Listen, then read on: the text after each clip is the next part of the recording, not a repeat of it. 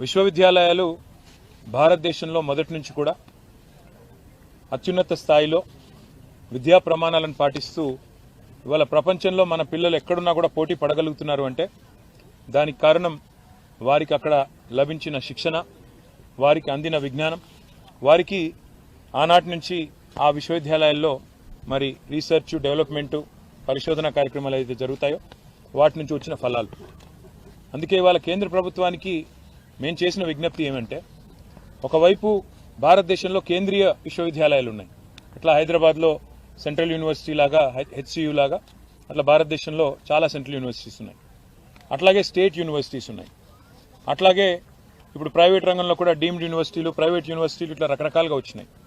వీటితో పాటు కొన్ని ప్రత్యేకమైన సెంటర్స్ ఆఫ్ ఎక్సలెన్స్, ఐఐటీలు కావచ్చు, ఐఐఎంలు కావచ్చు, మన హైదరాబాద్లో ఐఎస్బి కావచ్చు, IIIT కావచ్చు, ఇట్లా కొన్ని నిష్ ఇన్స్టిట్యూషన్స్ కూడా ఉన్నాయి.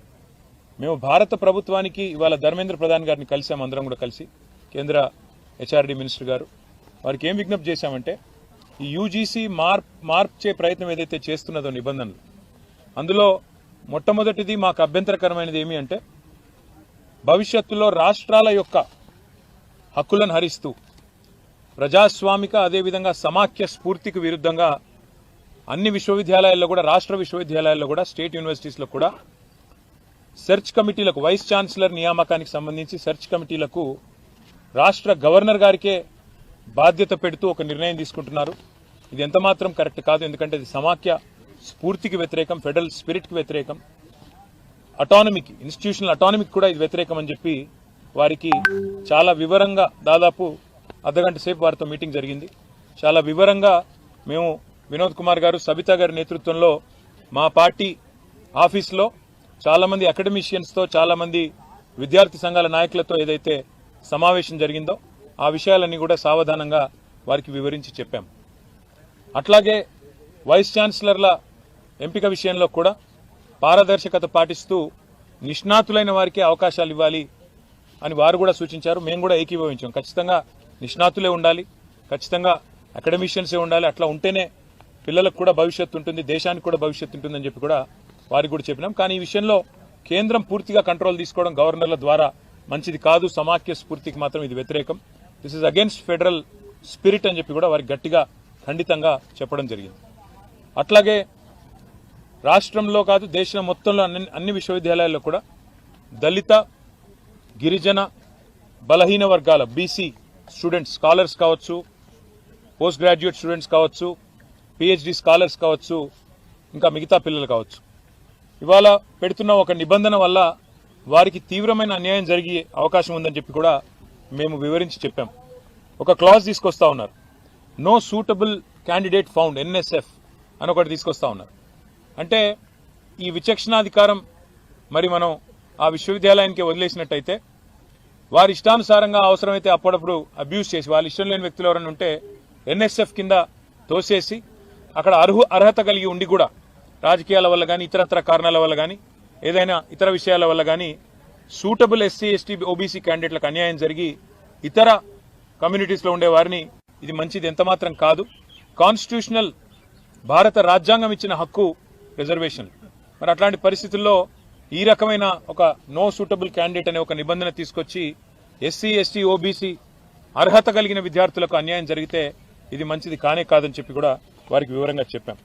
దాంతోపాటు మీ రిక్రూట్మెంట్లో, ప్రమోషన్లో మీరు ఎక్కువగా మెట్రిక్స్ మీద ఫోకస్ చేస్తున్నారు, కాకుండా రీసెర్చ్ ఎక్సలెన్స్, అదేవిధంగా అకాడమిక్గా కూడా కొంతమంది అకాడమిషియన్స్ చాలా మంది రీసెర్చ్ ఓరియంటెడ్గా ఉంటారు. వారు మీరు అనుకున్న మెట్రిక్స్కి సూటబుల్ కాకపోవచ్చు, కానీ వారిని తప్పకుండా పరిగణలోకి తీసుకోవాలి. మీరు అన్ని రకాలుగా ఆల్రౌండ్గా ఆలోచించాలని చెప్పినాం.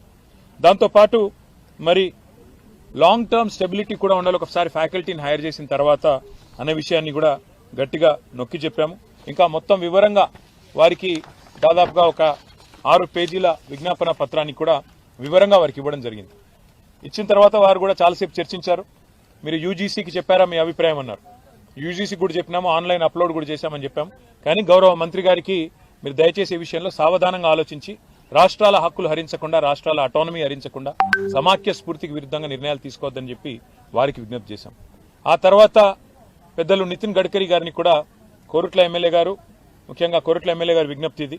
ఇవాళ ఒక జాతీయ రహదారి జనగామ నుంచి బయలుదేరి ఇవాళ కోరుట్ల దాకా పోయే అవకాశం ఉన్నప్పటికీ సిరిసిల్ల కాడనే టర్మినేట్ అవుతా ఉంది. NH 365B. గతంలో వినోద్ కుమార్ గారు పార్లమెంట్ సభ్యులుగా ఉన్నప్పుడు ఇన్ ప్రిన్సిపల్ అప్పటి ప్రభుత్వం ఇదే గడ్కరీ గారు అంగీకరించారు.